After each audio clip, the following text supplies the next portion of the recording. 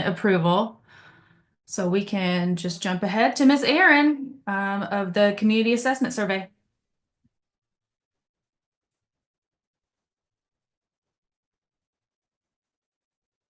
Ellie, you get to hear it again.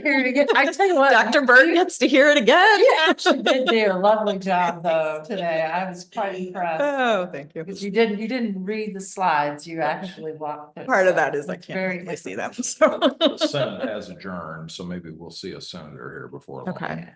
The House adjourned quite a while Okay. ago.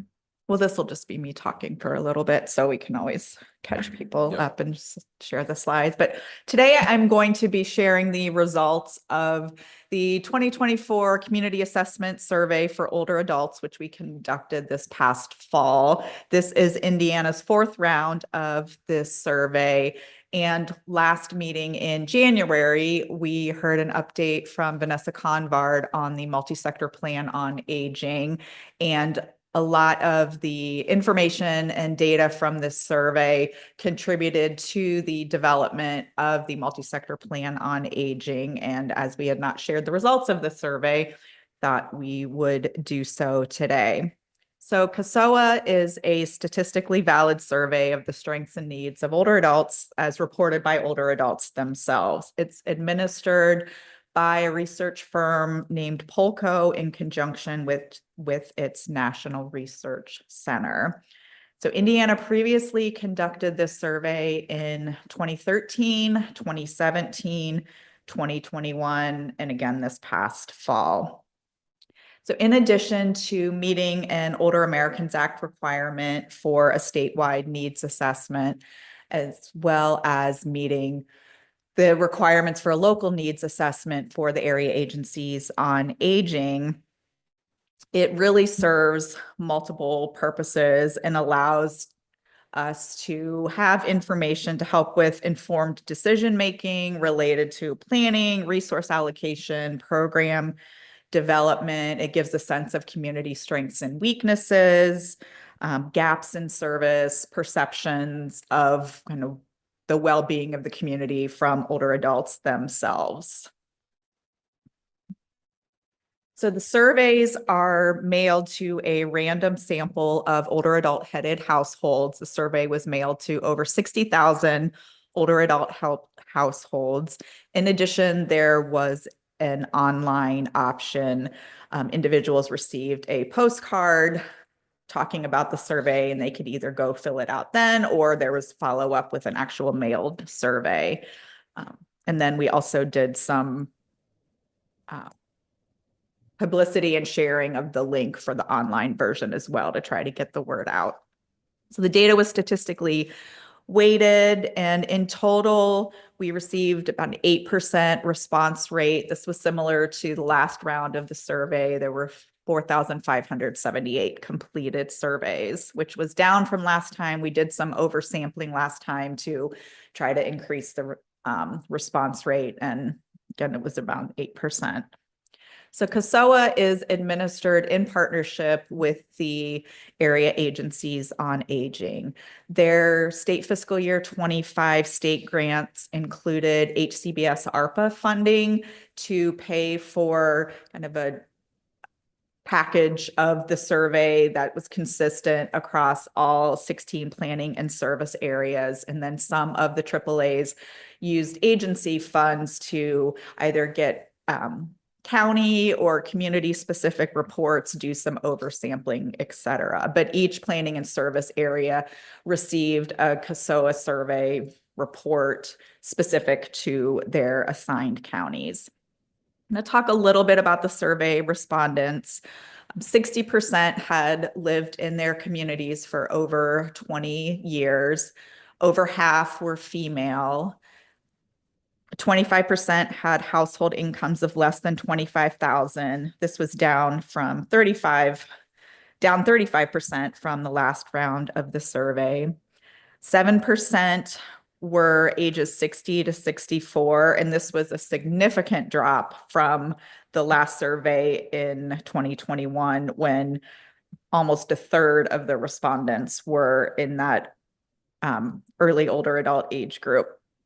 Nearly 57% were 65 to 72, and then over a third were age 75 and older. 97%, the vast majority, were non-Hispanic white. And a little over a third of the respondents lived alone, and 3/4 were fully retired. So I mentioned that CASOA had been conducted in Indiana 4 times. It's also been conducted in more than 500 communities across the country. And this map just shows the comparison communities across the country. So in addition to us being able to look at Indiana's trends over time, we can also see how we're doing compared to other communities that have participated in the survey. And I will share the full report for anyone that's interested, as well as the slides. So the survey is divided into what are referred to as domains of community livability. And there are 6 dimensions of community livability. In addition to, there's an overall community quality factor. And I am not going to go over all of the data that's included in the report. We just picked out some that were interesting or relevant to the work that we're doing. But again, I'm happy to share all of the results. So first one, community livability, starts with really looking at the quality of life for the individuals who live there, ensuring that the community is attractive, accessible, and welcoming to residents of all ages. Overall community quality explores how older residents view the community as a place to live, as a place to retire, and how likely they are to recommend their community to others. About 66% of the respondents in Indiana rated the overall quality of life as excellent or good. This is a decrease from 2021 when it was 75%. Most of the older adults that responded scored their communities positively as a place to live and would recommend their communities to others. Right, next slide. So community design is looking at how livable the community is, how well it has been planned and designed for older adults to age successfully. And there's a number of areas that are addressed in community design. We just picked out a couple to highlight. We saw an increase in the number reporting at least a minor problem with maintaining a home and maintaining a yard. Sort of those handy chore type services. We saw a decrease in the number or percent of individuals reporting a potential problem with having safe and affordable transportation. So as we're thinking about targeting of resources, program development, where there's a need, the information here can help, and especially when we're looking at it by AAA, can help decide and determine where there is a need to focus resources. All right, next slide. So the next domain, CASOA looked at employment opportunities and challenges, along with reported financial challenges and cost of living. 56% positively reported on the overall economic health of their community. 40% reported problems having enough money to meet daily expenses, and this had dropped from the last survey. Respondents reported similar problems building skills for both paid and volunteer work or finding work in retirement compared to the last survey.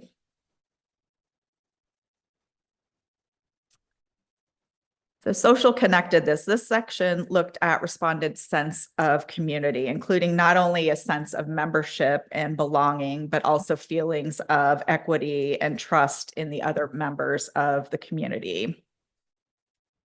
And in 2021, you can see that there was a spike in the number of individuals reporting feelings of loneliness or isolation. This has come down slightly since the last survey, but we have not returned yet to pre-pandemic levels. So health and wellness looks at safety, physical health, mental health, healthcare, independent living, kind of the whole gamut of all things health. The majority of respondents held positive perceptions of their overall physical and mental well-being. Over half, about 57%, reported positively regarding the availability of preventative health services, health screenings, flu shots, educational workshops. Respondents did note potential problems in several areas, and minority respondents indicated higher percentages of problems in these areas compared to non-minority respondents. So we did see an increase that I wanted to point out in the percent of respondents reporting that they have a problem with having enough food to eat and concerns with falling or injuring themselves in the home, as well as being a victim of fraud. We saw a little bit of a decrease in feeling depressed, which I think aligns with the previous slide about the social connectedness and the feelings of loneliness, which may be a reflection of kind of coming out of the pandemic. So information and assistance, this looks specifically at the quality of older adult services and the information available regarding older adult services, as well as financial and other legal services. 56% felt that they were somewhat or very informed about services and activities available to older adults. Then 74% reported at least having a minor problem knowing what services are available, with only a quarter reporting the availability of information about resources as excellent or good. And this has been relatively consistent. In these surveys, we have seen some little bit of an increase, but we have, regularly talked about people awareness of available services and programs, and this data just reinforces kind of what we hold as a belief about that. All right, next slide. So this specifically looked at civic engagement, social engagement, and caregiving. And about half reported at least a minor problem, feeling bored, reporting fewer opportunities for recreation, social events, attendance at spiritual or religious activities. 15% reported using a senior center in the last 12 months, which is comparable to numbers we have seen in the past. It's a relatively small percentage that utilize senior centers.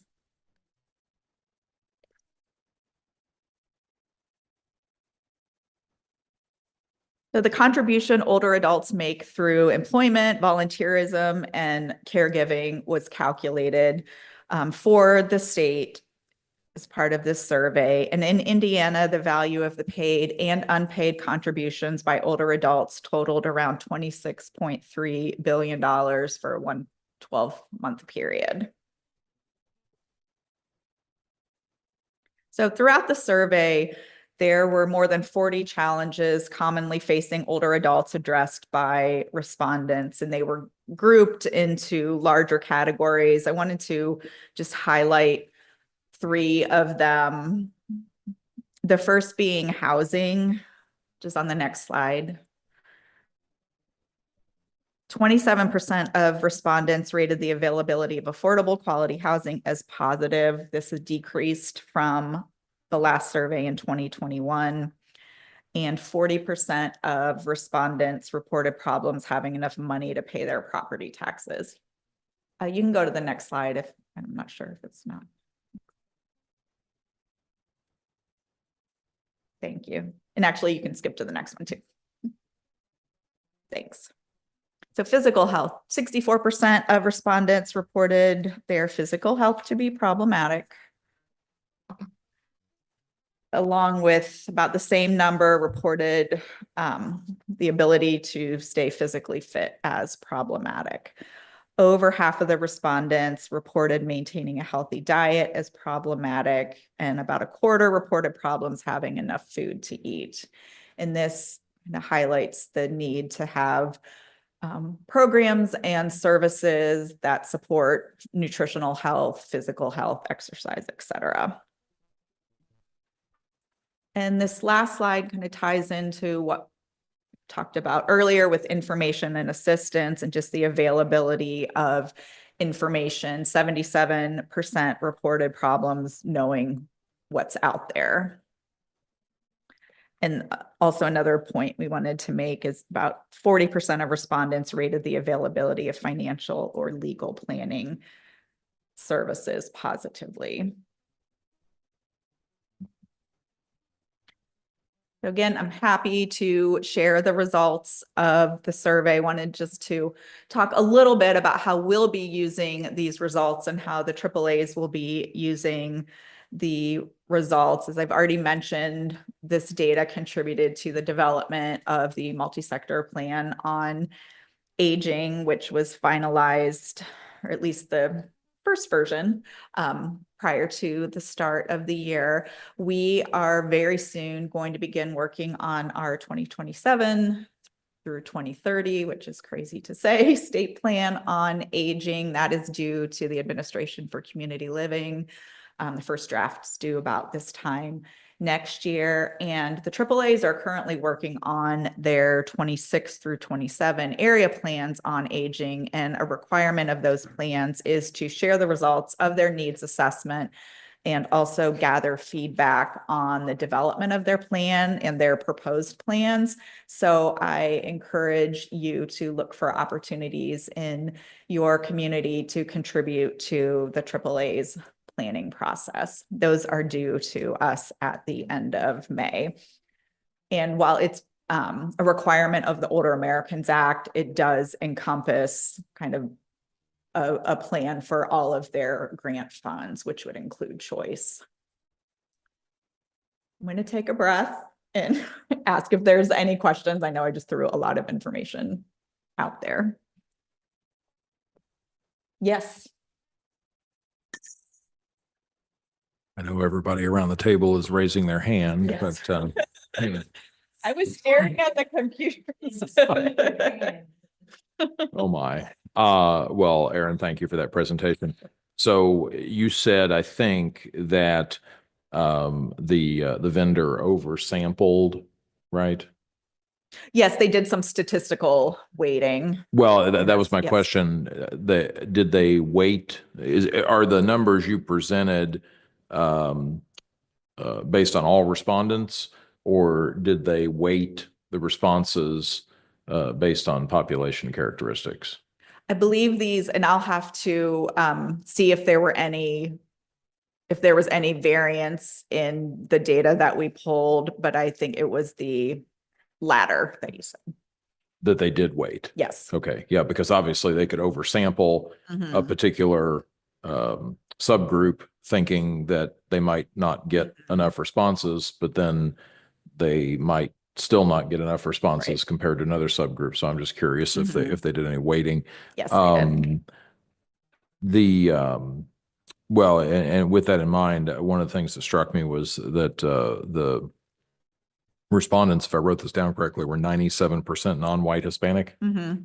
which obviously does not reflect our population. Right. So can you speak to that? I mean, So we did talk about this with Polco, the research firm, and their experience has been that's the population that is more likely to respond to surveys. So they tend to see higher numbers from there. sure, but that goes back to my first question about whether they weighted the responses, because I didn't understand from that if you're just saying that of the respondents, 97% were non-Hispanic white, but then within the questions, they weighted the responses somehow. In other words, is it all reflective of 97% non-Hispanic white? And if so, then it would seem, well, it wouldn't seem to, it does underrepresent Mhm. parts of the population who may have different experiences, right? So I will have to go back to Okay.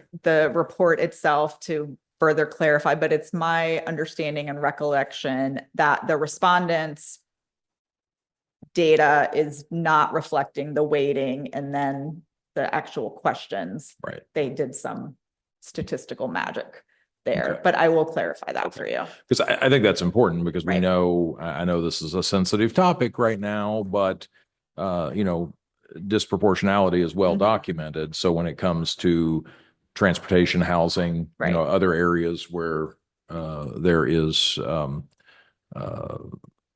known, disproportionality, Mhm. I think it's important that we are, you know, getting a truly representative sample, or if we're not, understanding that there's an Yeah. asterisk next to that, and maybe there are populations out there, Mhm. subpopulations that are experiencing things differently than what the results would suggest. But I'll clarify that. Okay, thank you. Follow up. Mhm. You're going to send the slide deck out to us, I assume. And Yes. did you say you can send the I can underlying say, I survey can send or the the results? report. Yeah, the Mhm. report. Yeah. That would be great. Thank you. What did I write down on as a play? I can't read my own notes.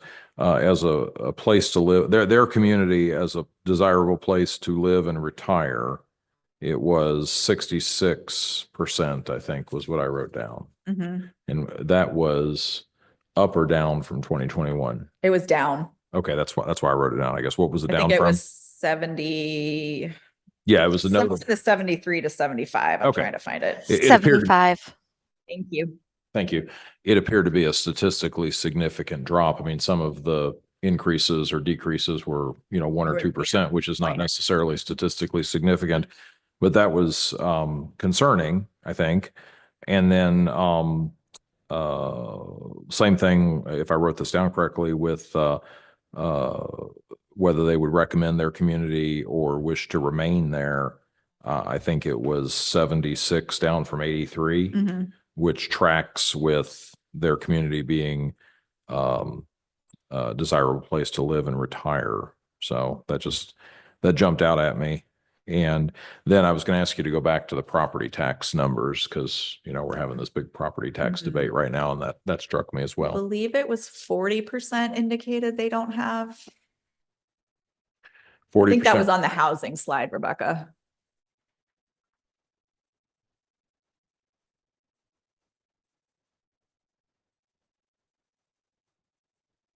Other direction, sorry.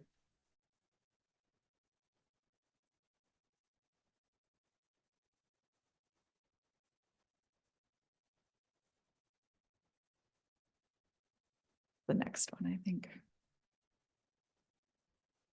There we There it are. is. Yes. Interesting, though. I mean, still alarming that 40% reported problems with having enough money to pay their property taxes. But interesting that it actually decreased. Do we know what the number was in I 21? don't have that Okay. in front of me. That's okay. Just curious.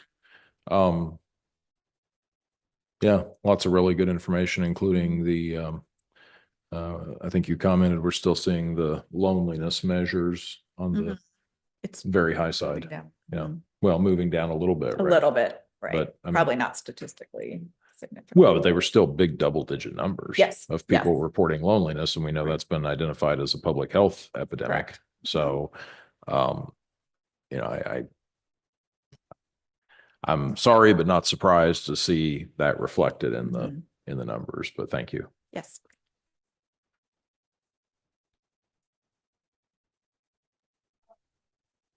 Are there any other questions on the survey?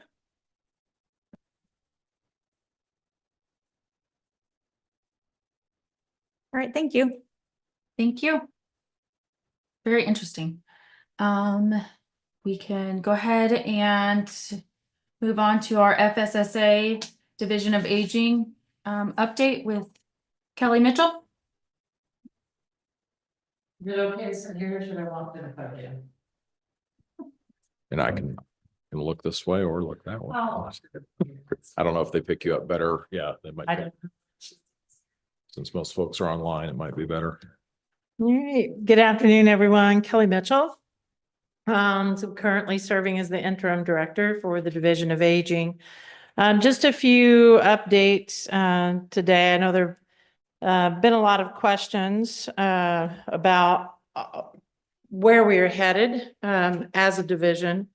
I think I want to share, just as I did earlier this morning before the commission, that my goal and our goal is really to put vision into action within the Division of Aging, really looking at the plan on aging to guide us and move us forward. While we learned a great deal from that work, we really need to look forward as to now, how do we put the wheels on the bus? How do we really continue to better support Hoosiers as they age by engaging with and leveraging our local communities? So some of you've heard me speak to this already. I get pretty excited on this topic. So in the coming weeks internally, the Division of Aging leadership, we're going to come to the table, if you will, and really set forth that strategic vision and mission. And what is the plan? I mean, how are we going to get there? It's good to have a North Star. It's good for us to understand our why. We need all of those things. And we also need to be able to effectuate real movement, real action that moves and propels us toward the outcomes that I know that we all desire. So there'll be more to come with that. One of the things that I've shared internally and now externally is too, that regardless of the structure, whether there's a Division of Aging, if the Division of Aging is working with another division, if it's part of this or part of that, the work doesn't change. The vision doesn't change. The goal doesn't change. The roles continue to be important. The work continues to be important. And our job is to find the best way forward to do that. And that is how we are going to focus. One of the pieces that has been front and foremost within the division is our work with our Aging and Disability Resource Centers, or the ADRCs, which are the AAAs. As we look toward continued leveraging and support of home and community-based services, we continue to try to improve services and policies and procedures and all of those things. We have to look at how do we truly engage with our local communities, and we're going to do that through our ADRCs. Their role is going to be changing somewhat. I think we're all aware of that. July 1, level of care assessments that determine eligibility for home and communities-based waivers that require nursing facility level of care, so traumatic brain injury waiver, health and wellness waiver, and pathways waivers will no longer be conducted through those ADRCs or AAAs, and will begin to be conducted through what is referred to as LCAR, a level of care assessment representative, LCAR. So that's a contracted vendor that will operate statewide.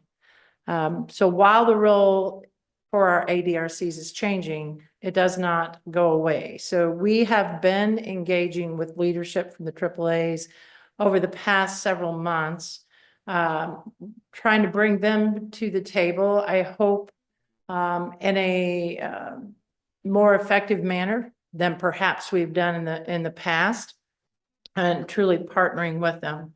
So as we look at July the 1st, we need to find a way to support people as they're moving through the system. And they need to be able to go to what I refer to as that no wrong door. So we want our ADRCs to be able to operate in that capacity. So over the coming weeks, Aaron and several other team members internally will be working with our AAA partners to really explore how do we best do that. So we also know we have a waiting list now for those waivers that I just referenced. It doesn't look as if the demand for those waivers is going to decrease anytime soon.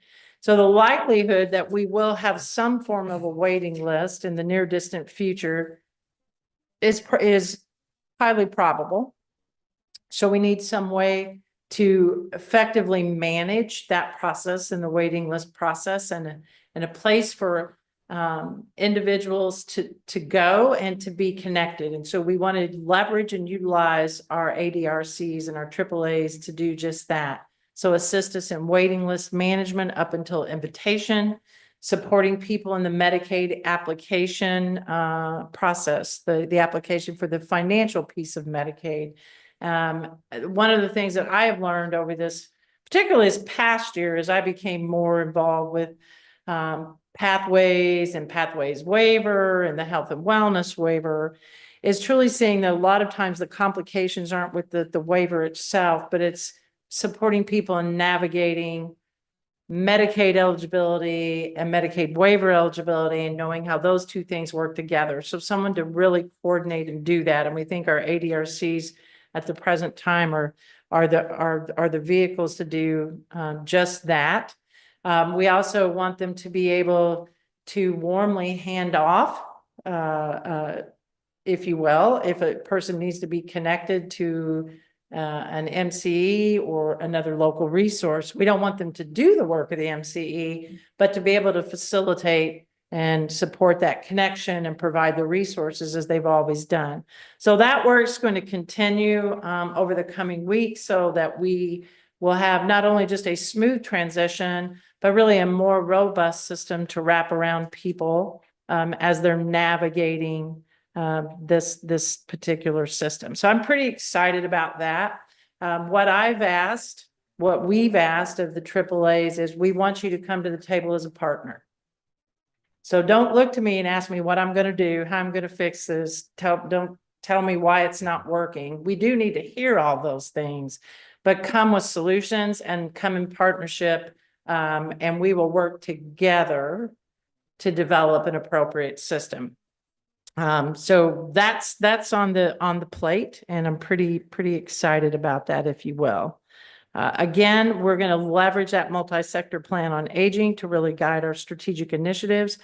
Part of that is looking internally at the current structure within the Division of Aging. And Erin knows I always embarrass her a bit because I call her out.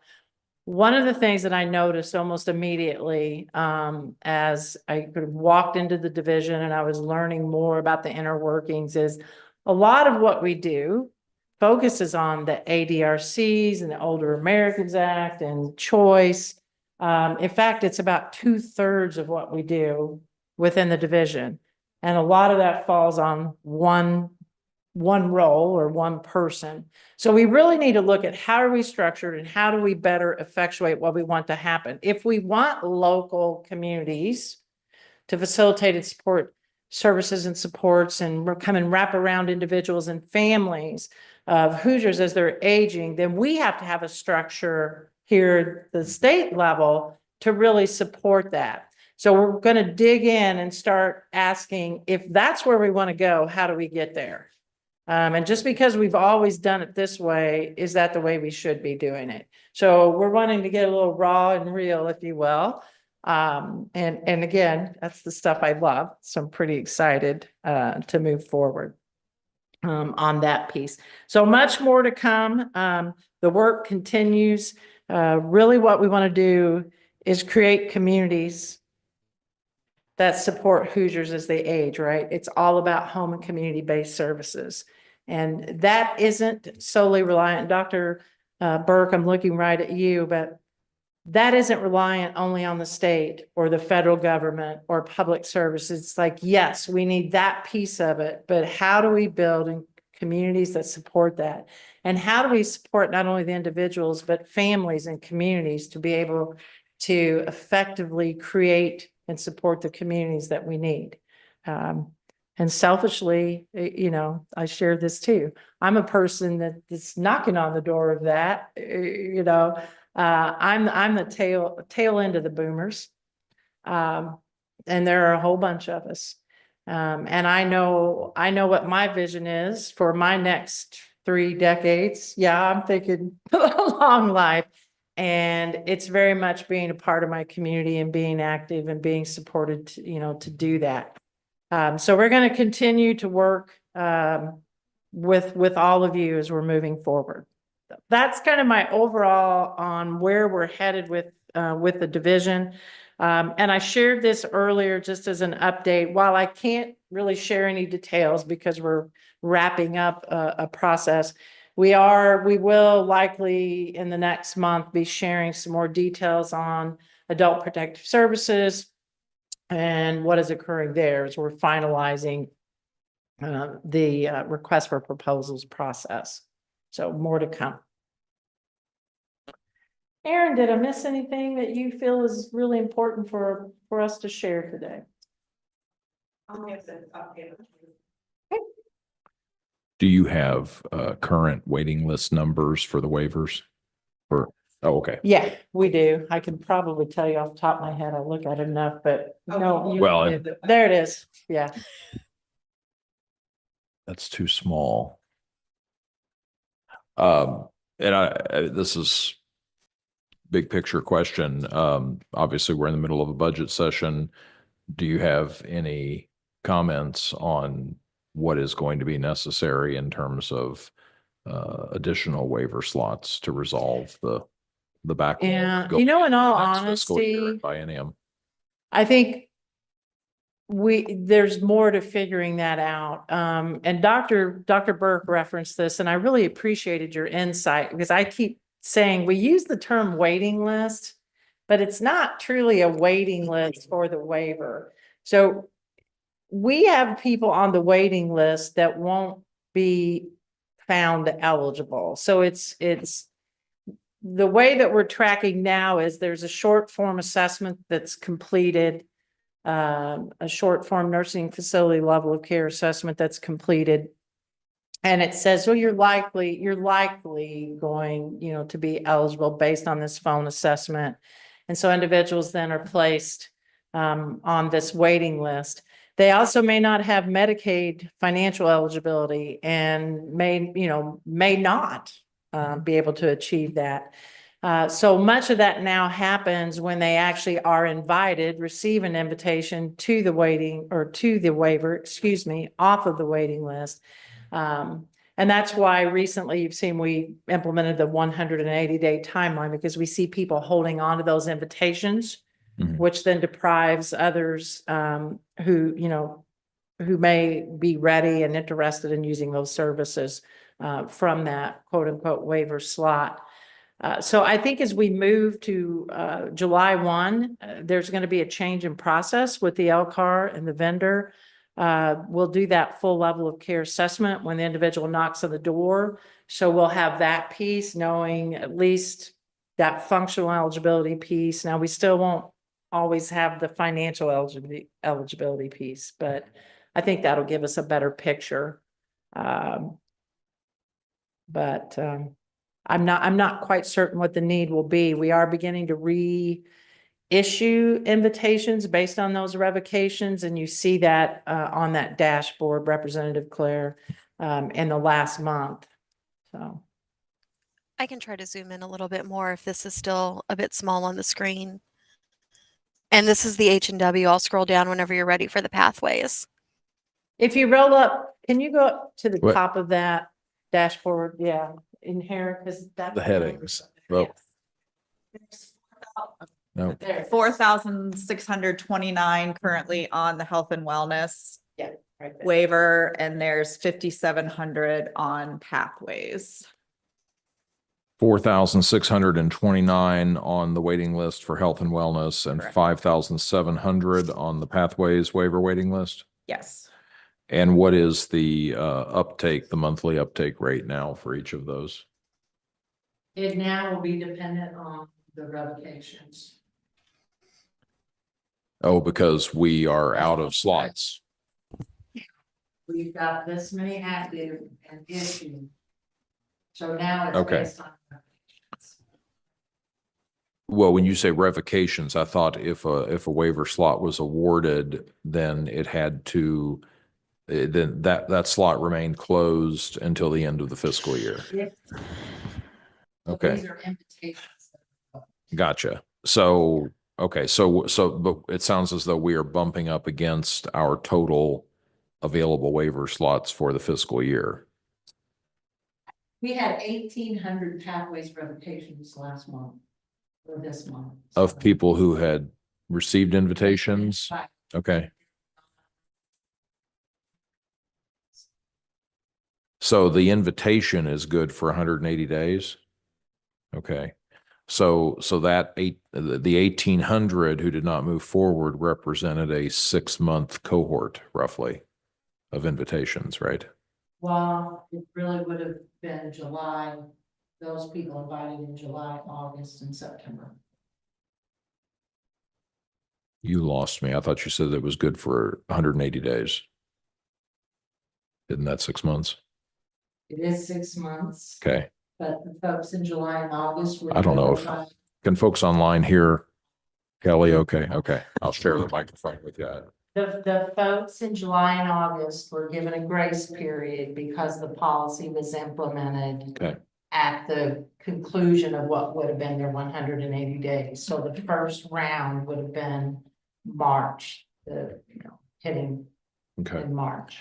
So how many total health and wellness and pathways waiver slots do we have? Not how many are available or how many have pending That invitations? number is there too. There are 16, where's it at? 16,127 on the health and wellness, and it's 39 or 37, which is it? 39. 842 on the pathways.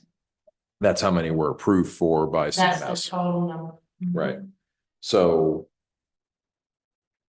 how many invitations do we have out within that 180-day period at this point? I would have to look at a chart that I don't have in front of me right Okay. now. Now, what I can't, you can see how many invitations we have issued to date. Like on this, if you'll scroll down on the pathways dashboard. Right. Yeah, you've Right got- there. So, just pathways alone, we have Right. Issued 12,644 invitations from July 1 to March, 1st of March. Right. Out of, well, we have 39,842 total Right, and there are about But- 27,000 people who are actively using. already on the waiver, right? Yeah.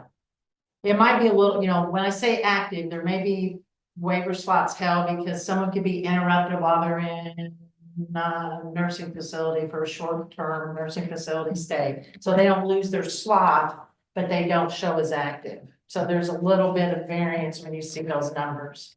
So you're saying we're using about 27,000, we have active waivers, people actively using waivers under pathways for 27,000 roughly out of 40,000 available waivers. Yeah, about 28. Okay, so 28 out of 40. So the difference is about 12, right? See. Just. The invitations. 12,644. Since July 1. Since July 1. Right. So that's why you're saying that any new invitations at this point are dependent on revocations of outstanding invitations. So we have effectively stopped the bulk invitations that were happening every month. Yeah. So when did that stop? Because you had ratcheted that up, we had gone from a smaller number to a bigger number and you were having a lot of success with that. I forget what we got to at the January was the maximum. last big month. Okay, January was the last big month. So after January, it's been February revocation. stopped. Yeah. Yeah. Okay. But now it's totally revocation based. Okay. And the number of invitations per month are, You can see Yep. it, see the 3,001 in January. Then February, there were 500. And then March is that first round of revocations, Mhm. 1,800 for pathways. I will say too, on the pathways waiver, because you alluded to this, when a new waiver year starts July 1, there is a higher level of turnover, if you will, on the pathways waiver slot. Obviously, Mhm. individuals are older, so there's a little bit more of a turnover. This is Joanne. I have a question.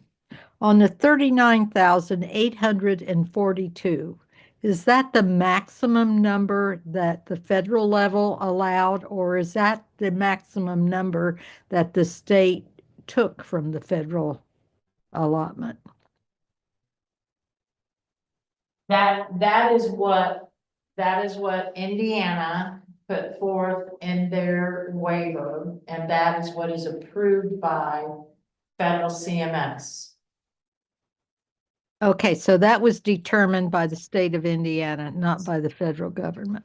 For us to be able to see that, we would have to go to CMS, ask for additional slots and Right. show that we had the capacity, which is not just fiscal. I Right. mean, it's fiscal and provider capacity and all those things to support that number. Joanne, that's what I was getting to with my original question is, we're in a budget cycle now, and I was asking about capacity and how many waiver slots we need realistically to minimize or eliminate waiting lists over the next biennium. Because we have increased waiver slots, formerly A and D, significantly over the last 8 or 9 Yeah, years. I mean, just this past July 1, it was an additional 5,000. Yeah. Right. Yeah. Right. Yeah. But I'm sorry, this is Megan. May I ask why 180 days? I understand if people are in nursing facilities and things like that. I personally think that 6 months is a really long time, when maybe we could reduce that to 3 months. We may very well do that. You know that we are constantly analyzing data. Sure. We started at 180 days, and to be quite honest with you, we wanted to ensure that there were no system impediments, right? That could cause difficulties for individuals to get to active waiver status by 180 days.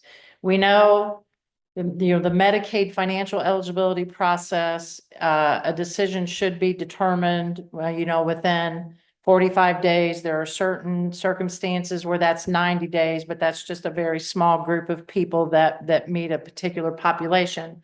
But if a person is denied or appeals, right, you need a little bit more than 45 days. So we're going to continue to analyze the throughput.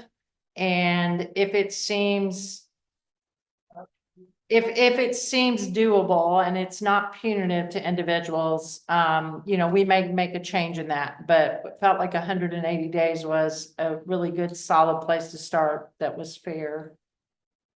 Well, I assume one scenario would be an individual who is trying to move into assisted living, maybe into a memory care unit or something of assisted living, and So they're waiting for a room to be available, for a slot to be available there. It'd be interesting, though, if you could provide it, I think, for the choice board members to see what the fall off is by month, because I'm assuming that your biggest uptake is obviously immediate. So you provide the invitation, and most people who ultimately want to take advantage of that invitation are probably notifying you right away that they're moving. They have forward. 30 days to say, yes, I'd like to have it. Right. But to actually then it's implement the it. next step, like follow through Sure. assessments. Yeah. And maybe I'm wrong, but I would assume that at least in most cases, they're moving as quickly as possible, because obviously there was a perceived need there. They wanted to move on to the waiver. One would assume that, but Yeah. that's not necessarily what we're seeing. Really? Yeah. Yes. Well, then I think Megan raises a great question. That's why Yeah. we are looking at it. I think I'm a big metrics person. Yeah. But you don't want to jump to conclusions just with numbers. So now we want to hear as we implement, what is the impact? What are the challenges and the opportunities? So thank you. Okay. Well, please keep us informed as appropriate. And Kelly, if you don't mind, and maybe we can talk about this later offline. As a provider, I am also kind of concerned about the contracted vendor. I have a bunch of questions around that, and maybe we can talk offline about that too later. Or I can ask my questions now. I don't know if we have time. You can reach out. You can reach out to me. The contracted vendor for what? What Or Care. for the level of care. Oh, the level of care assessment. Yeah, the assessment, it just, it's kind of, as a provider, it's kind of cumbersome as it is already right now.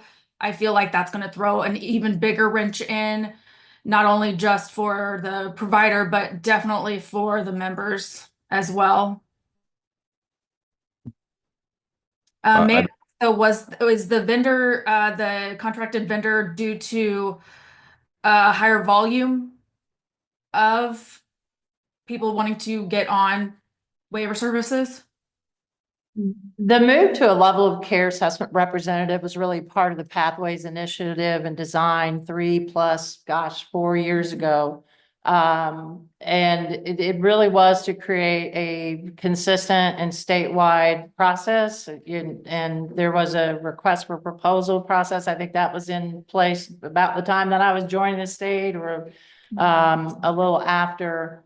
So it really was to streamline the experience. The vendor that will be conducting those assessments or will be serving as the LCAR currently conducts assessments for nursing facility admissions. So those what's referred to lovingly as PASSAR. So they do have experience working in Indiana and across the state and conducting assessments. We've talked about pathways quite a bit. I don't want to neglect health and wellness. So we're approved for 16,127 health and wellness slots, and we have a waiting list of 4,629. Do you know how many waiver slots are active with health and wellness? I don't have that right in front of me. Are- But we can get that. I'd have to look at the Medicaid financial report and I don't have it in front of me, sorry. That's okay. Are we in the same situation with health and wellness that we are with pathways in terms of the revocations or recension? Yes. Yeah. So, okay.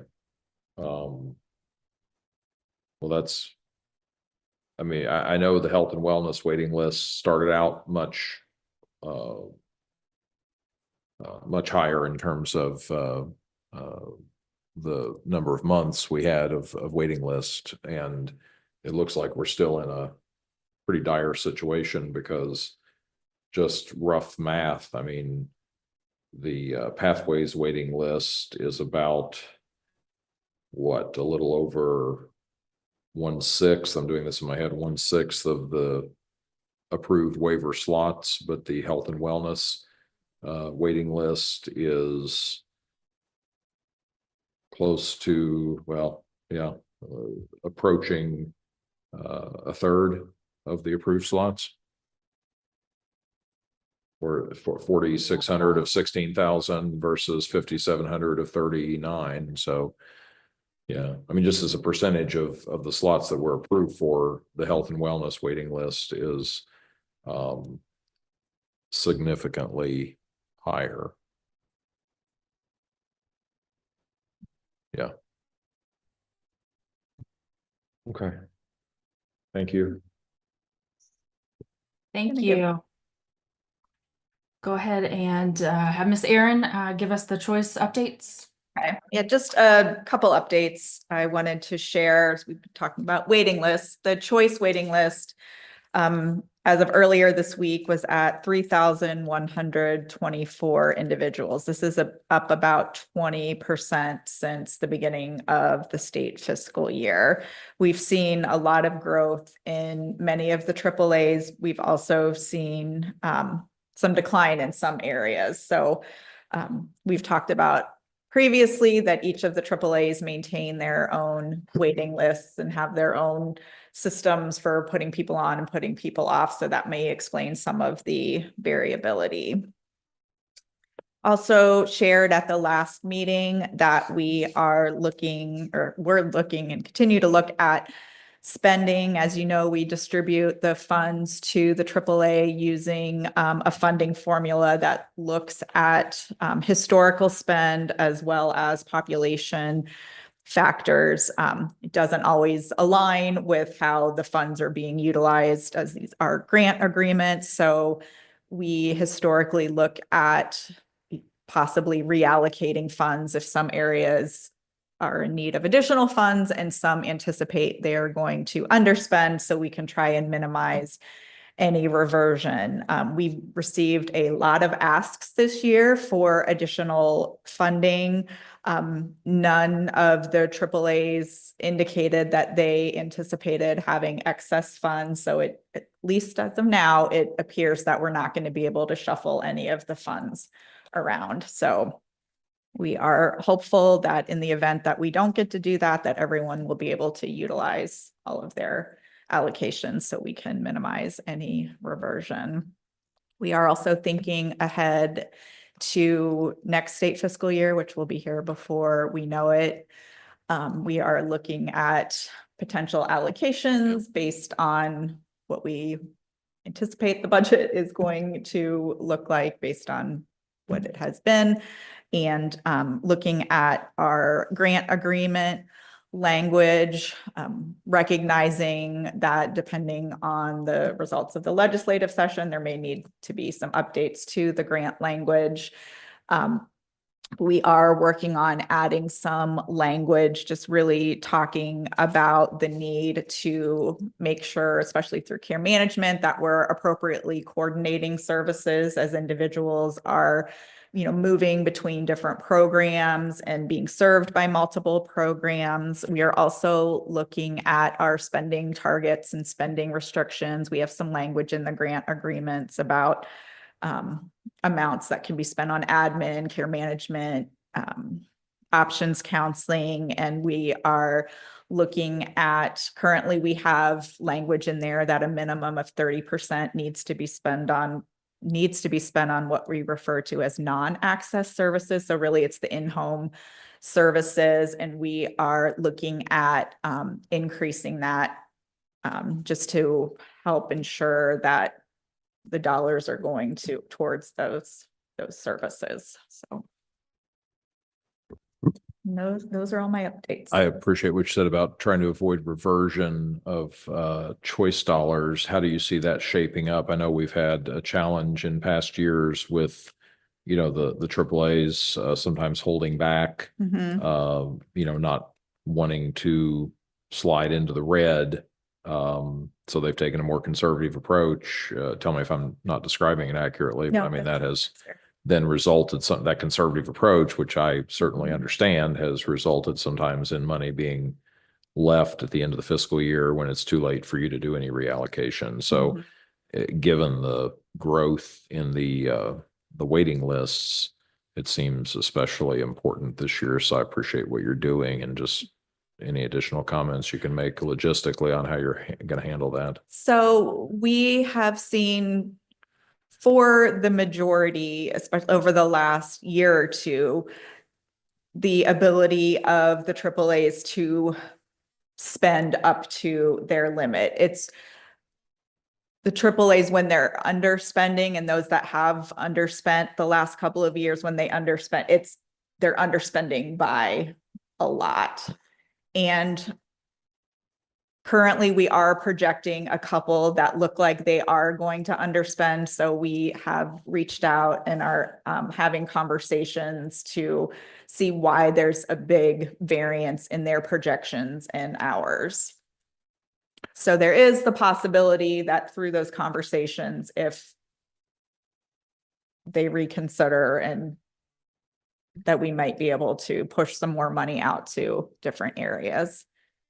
Because I think when I looked at the waiting list numbers this morning, we had the high is 400 and some odd, and then the low is like 1 or 2. Yes. Yeah. Yes. So I mean that doesn't necessarily correlate It does to not, no. population, right?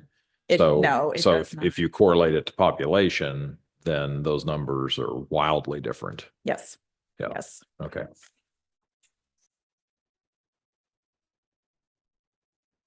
Megan, is that okay? As the chair? Okay. Probably not, so. Come to the podium. So I'm the director of Stillwater's Adult Day Center. We are on the northeast side of Indianapolis for Castleton. So say that Stillwater's Adult Day Center. We were recipients of the choice. We have 6 to 9 of our guests on choice. I would say 50% of our guests are either through FSSA or through Choice. So we are grateful for both. I know with the Choice, the reason I came this afternoon for the Choice was, and I don't know where the lag is on the financials, but for our providers, a small provider like myself, we usually get between $4,000 to $6,000 a month for serving our seniors that are under the Choice. We currently are in a lag between 3 to 6 months of getting payments. Most of us providers got a long letter from Sequoia stating that they're in significant financial challenges, and they're unable to pay us diligently like they need to, even though we're providing services and we're 6 months out trying to get services. So I'm hearing this, if there's, and I didn't know who to bring this concern to. I've tried to, address it to Sequoia directly. Lisa's been phenomenal. She just took over. I'm grateful for what she's doing. But for small providers like myself, there is a concern for Choice. There's a concern for payments. I don't know where the payment issue is, but we're not getting paid. Aaron, I'm looking to you. In all honesty, there was that was due to a lag in a contract being signed and executed with the state. But you can't ask providers to provide services Don't disagree with you. at and all. give you 6 months of I non-payment when don't we're disagree small with you at all. nonprofits. So So we're struggling. It is one of the things that we are looking at as far as efficiencies and improvement. And you might expect some lag on. Yeah, things, and but- we're usually, from when we started, I've been in this agency for 3 years now. I've never had more than a 2-month lag. It's every 2 months I get a check on the 21st or 25th. It's But I never think been an issue. It's now been resolved. Yeah. I'm looking, are there any contracts that are still lacking or in? There are some federal, Sequoia's has been executed. Those will We say- received their claim, the big one, so. Yeah, so maybe there just needs to be some due diligence on looking at where funding is, how it's being distributed, if it's being distributed properly to the agencies that need it. Then the other thing is, let me think, what's the other, you guys were talking about engaging in the community, which I think is phenomenal. And I didn't know this was part of the conversation with the FSSA and the whole pathways. But just so you guys know, the MCEs, I've had 2 new guests come in today, this week, and their NOAs are reducing adult day services by 50%. They are only giving, and this is 2 with Humana, and Humana has been told, all their case managers, care coordinators, that they're only allotted 20 hours of adult day services moving forward. So I don't know where that issue is coming into either, but if you're saying we want our seniors to stay engaged in the community, but yet we're reducing services that used to be in the system, we're not, Aaron, can you provide the pathways email? Yes, Yeah, thank you. I will follow up. Thank you. And then the other one is the level of care that you guys were talking about, having a state, having a company come in and do it. I don't know who also has had some concerns with this, because I know with the MCEs coming on, I have 46 guests currently at the center, and the 23 who are utilizing pathways are all struggling with MCEs. They're not getting responded. I mean, I can't even tell you the rollover on case managers. There's at least the one who came in on Monday who had her reduction of hours to 20 hours. She's had 3 case managers since September. That's ridiculous. They can't get respondents. No one will call them back. They call. No one reaches them. Thank goodness I have connections with Humana, UHC, and Anthem directly that I can, I call Kimberly. Kimberly handles it immediately. Kevin, but our seniors aren't getting that. They're struggling. We're talking about Choice money also, just so you guys know, a lot of my guests are on the wait list for pathways, a lot. And thank goodness for Choice, because Choice is that segue to get them support until they can get on pathways. So the more money you can give for Choice to allow and support our seniors as they're struggling. And, if you're a caregiver, a spouse of someone with dementia, and you need to get your respite during the day, if you live in that poverty, you make too much for Medicaid, but yet you don't make, it's a struggle. So always think of Choice. I'm a strong proponent of Choice, and I think it needs to be continued, and it needs to really be looked at. And I think that was everything, but yeah. Thank you. Thank you. Anything else? No? Okay. All right, we can go ahead and adjourn for today and our next, Megan, we've got an update from I4A. oh, I'm sorry. Okay, go ahead. So sorry. I'm actually filling in for Hannah. Okay, I didn't see her. So I am, I don't know if Megan, if we've met in person, Jenny Hamilton. So I am the CEO with Livestream, which is the area agency for areas 6 and 9. And I'm also the board chair for I4A. And I'm filling in for Hannah today. She was actually testifying at the Senate this morning and then is under the weather this afternoon. So I am playing the part of Hannah right now. And this will be quick. Thank you. That's all right. So Hannah testified this morning. The House Bill 1001, which is the state budget, currently has choice fully funded at the same level and the dementia outreach specialist fully funded at the same level.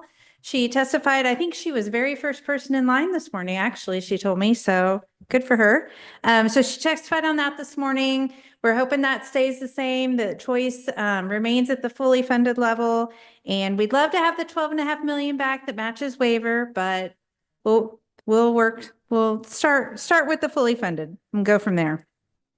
House Bill 1391, which I honestly feel silly talking about in front of Representative Clear because he probably could do this way better than I could, so he'll chime in. But it did pass unanimously out of the House Health Committee with Chairman Barrett saying it was one of his favorite bills this session. So now it's over to the Senate. I know Hannah said Representative Clear and Hannah sat down yesterday with Aaron and some folks with FSSA to talk about it. There's a couple provisions. One in there was to separate some of the requirements that providers are both choice and waiver providers. And there's talk about maybe narrowing the scope of that and making it certain services. He's nodding, so I think I'm doing this well. Perfectly. Yeah. And there's also one of the things that we found in talking about 1391 was looking at it in terms of how it can divert people from Medicaid was very appealing right now. And there is also a program that Thrive West Central in Area 7 has been working on, and they want to expand it, working with the Leo Center at Notre Dame. So they were looking for another area to pilot that in. And so right now in the bill, that is actually Area 9, which is an area I serve over in the Richmond area. So we have put that in there so that we can offer another perspective on Medicaid diversion to show what we're able to do through the AAAs. Area 7 and Area 9. Yeah, so Thrive West Central would still continue. So Area 7 would continue and we'd add Area 9. So we want to thank, I know, like I said, Aaron met yesterday with Representative Clear and Hannah. So thank them for working with us on that. And so now we're talking to Senator Charbonneau to try and get the bill heard in the Senate Health Committee. I'll stop there and see if Representative Clear has anything to add on that. Just clarification on the separating the services. We had a great conversation with Aaron and the whole team yesterday. As you said, the term that we've been using is decoupling, trying to decouple choice from Medicaid. And we realized that we probably don't need to or want to decouple all services. Rather, I think what we're looking at now is what I would call non-medical or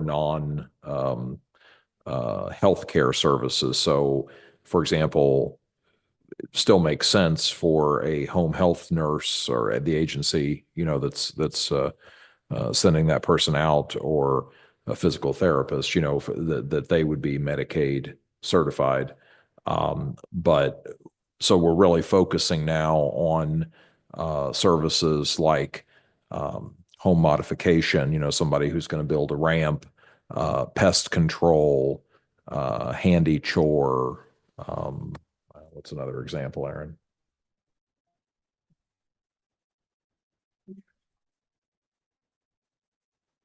No, not nutrition. No, I didn't say transportation. So that may be one. So, but I appreciate the opportunity to work with Aaron and the rest of the team. They had some great insight, and we're hopeful that we get a hearing soon and keep the bill moving. I pointed this out at an event that Jenny and I were at the other night. Don't know if anybody will remember this, but I hope it is the universe speaking to us. As I said the other night, when we first started what I refer to as choice modernization back in 2014 with the community living program, we implemented a state pilot of CLP after the federal pilot had ended. And our bill number in 2014 for that first step of choice modernization was House Bill 1391. And by pure random occurrence, our bill number this year is House Bill 1391. So we had about a 1 in 600 chance of getting the same bill number, and we ended up with the same bill number. So I hope that's a good sign. Say, hopefully we have the same luck. Yes, indeed. So I did talk to Senator Charbonneau today. He said he would look at it. He did have some concerns. This is Senator Jackson, for those who can't see me out there. He was trying to decipher between this and the other bill because he said one of them had a huge fiscal impact that he was a little worried about. He was supposed to get to me by the end of session today, and he didn't. So I think he's going to circle back around to me. So I did have a conversation with him today, and he has promised to get back with me Excellent. Thank you. on a hearing. Okay.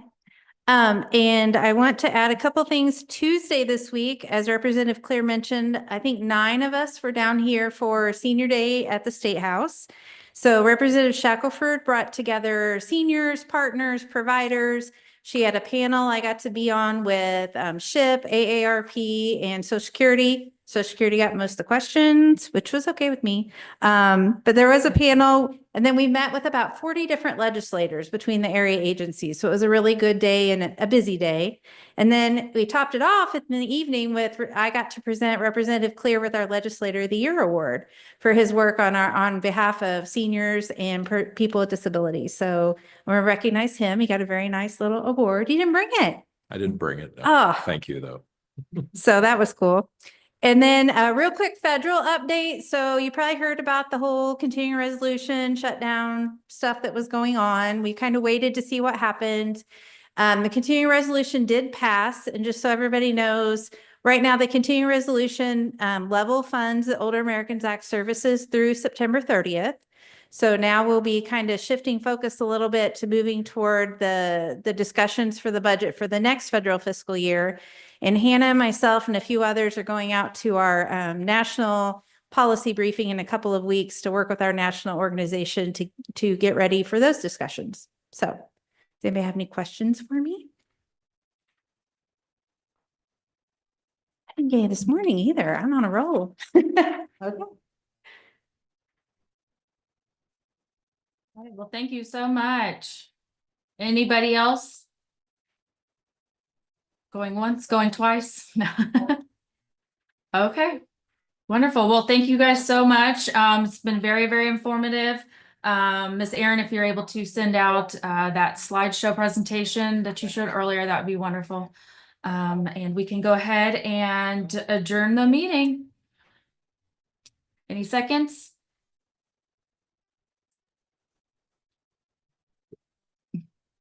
No.